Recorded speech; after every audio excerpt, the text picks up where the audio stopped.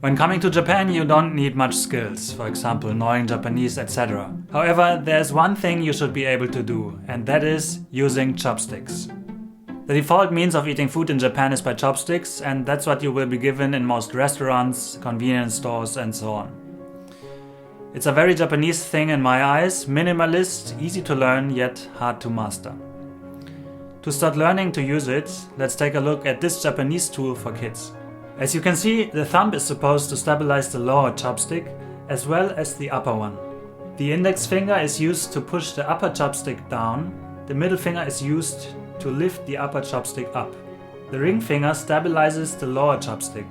As you can see, it does not push it to the side, but supports it from below. Now with normal chopsticks. The lower chopstick is supported by ring finger and thumb, the upper one by index finger, middle finger and thumb. Combined, it looks like this. Why do you need 3 fingers for the upper chopstick, you may ask yourself now. The reason lies in the 2 use cases of chopsticks. One is to grab things, in other words closing the chopsticks, for example when grabbing rice. The other is separating things by opening the chopsticks, for example fish. This is when you need the middle finger. As a general tip, I would try to grab the chopsticks as far back and soft as possible.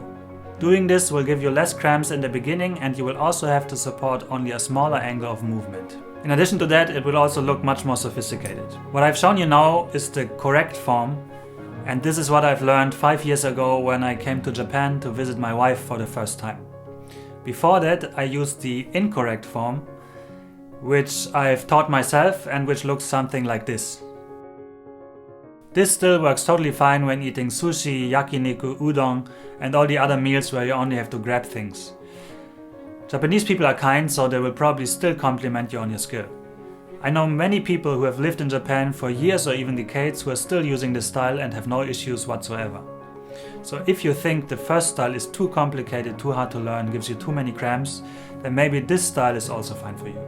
However, if you're meeting a nice Japanese person at some point and he or she teaches you a different style, then maybe you might have some issues adapting at first.